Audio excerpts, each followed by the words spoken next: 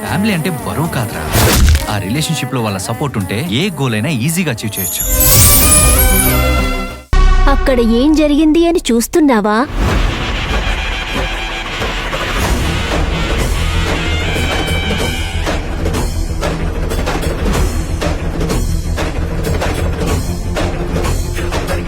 అమ్మా,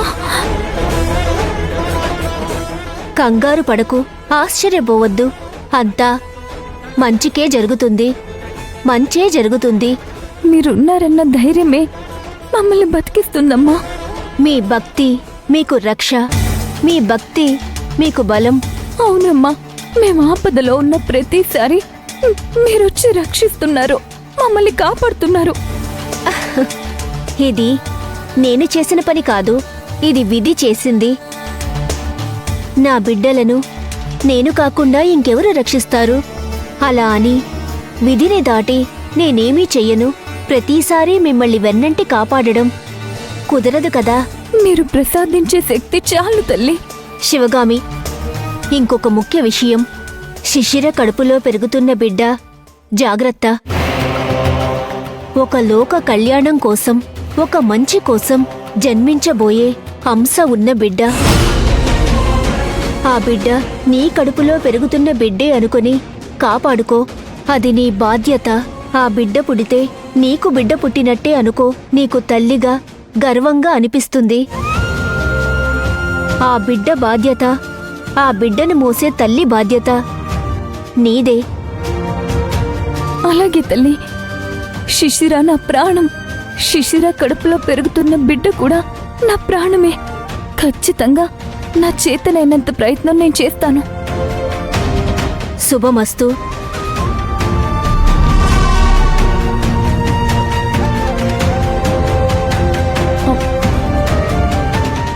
ఏమైంది? అక్కడెవరూ లేరు. ఆ వెహికల్ ఎందుకలా ఆగిపోయిందో తెలీదు. ఎవ్వరికీ ఏం జరగలేదు కదా? లేదు, అక్కడెవరూ లేరు. భయపడి పారిపోయాడో ఏంటో. పద వెళ్దాం.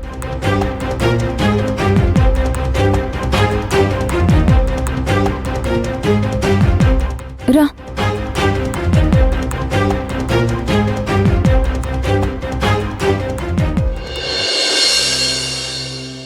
మీరు వెళ్ళిన పని ఎలాంటి ఇబ్బంది లేకుండా జరిగింది కదా? ఎలాంటి అడ్డంకులు ఎదురు కాలేదు కదా? ఏం చెప్పమంటారు రామ్ కుమార్ గారు, చాలా సమస్యలు వచ్చాయి. అన్నీ ఎదుర్కొని తిరిగి రాగలిగాం.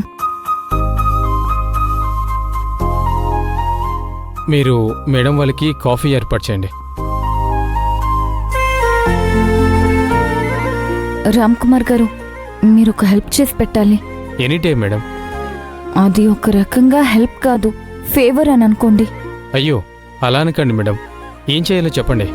శిశిర కూడా కొన్ని రోజులు నాతో పాటు ఇక్కడే ఉంటుంది.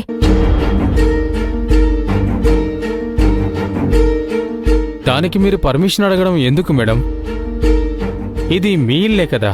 మీ ఇంట్లో ఉండడానికి మీకు పర్మిషన్ ఎందుకు? ఇంతమంది ఉన్నాం కదా, మీరు ఇబ్బంది పడతారేమోనని నేను పర్మిషన్ అడిగాను.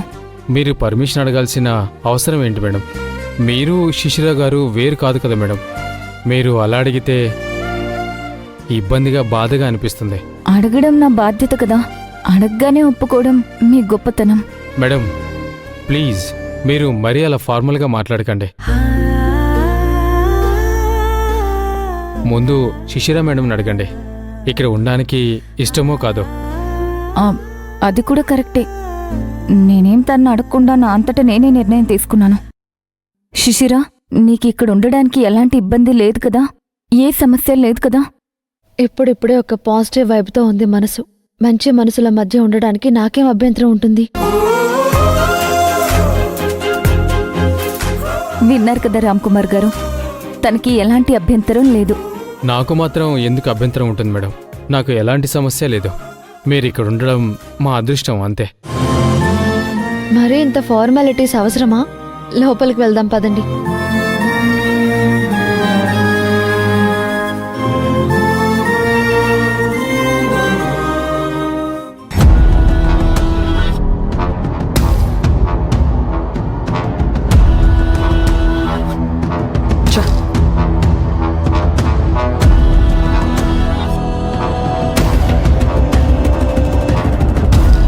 అర్జున్ ఎవరి మీద అంత కోపం? ఎవరి మీద కోప్పడి ఏం ప్రయోజనం, ఏం ఉపయోగం? ఇప్పుడు ఏమైంది అర్జున్? ఎందుకంత ఆవేశం చెప్పు. చేసిన తప్పు మళ్ళీ మళ్ళీ చేసేవాళ్ళని ఏమనాలి, ఎంతని సహించాలి? ఇప్పుడు ఏమైంది? అసలు శిశిరని ఇక్కడికి తీసుకురావాల్సిన అవసరం ఏముంది? తనకి కొన్ని రోజులు ప్రొటెక్షన్ అవసరం. మన దగ్గరుంటే సేఫ్గా ఉంటుంది, అందుకే తీసుకొని వచ్చాను. అలా అని ఏంటి నమ్మకం? అంత ఈజీగా ఎలా అనుకుంటున్నావు?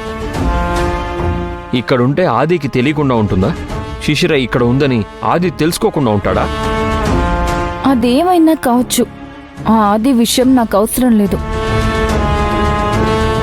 సరే, నీ ప్రయత్నం నేను కాదు అనను, కానీ శిశిర ఎలాంటిదో నీకు తెలుసు. ఎప్పుడు ఎలా ప్రవర్తిస్తుంది, ఏం చేస్తుందో నీకు తెలుసు కదా.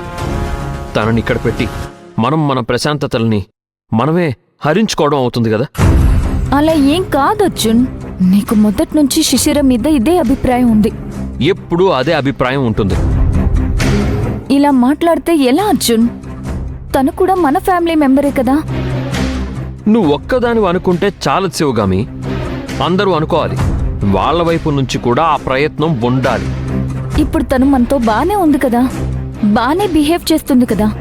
ఎప్పటికీ అలాగే ఉండగలదని నువ్వు నమ్ముతున్నావా? ఉండగలదని భరోసా ఇస్తావా? నువ్విలా మాట్లాడితే నేనేమని చెప్పాలి? పైగా మనం ఉండేదే వేరే వాళ్ళ దయాదాక్షిణ్యాల మీద, వేరే వాళ్ళ ఇంట్లో. తల దూరేంత సందు లేదు గాని మెడకో డోలు అని ఇదంతా అవసరమా? అర్జున్, ఆ విషయం గురించి నువ్వు ఆలోచించుకో. ఐ కెన్ హ్యాండిల్ దట్, ఓకేనా? నువ్వెప్పుడు విన్నావు గానీ నా మాట?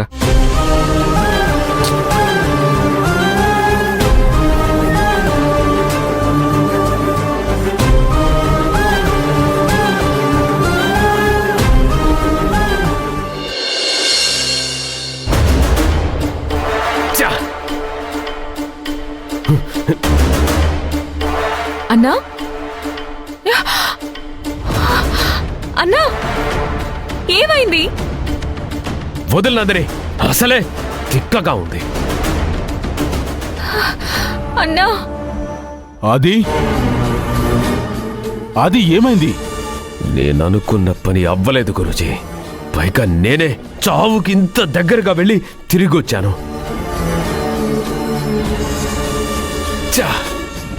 బావా, ఏంటిది బావా? చూస్తుంటే యాక్సిడెంట్ అయినట్టుంది. ఏం కాలేదు కదా? ఏం కాలేదు అనుకోవడానికి లేదు. ఇది అయ్యింది, అవుతుంది, అవుతూనే ఉంటుంది.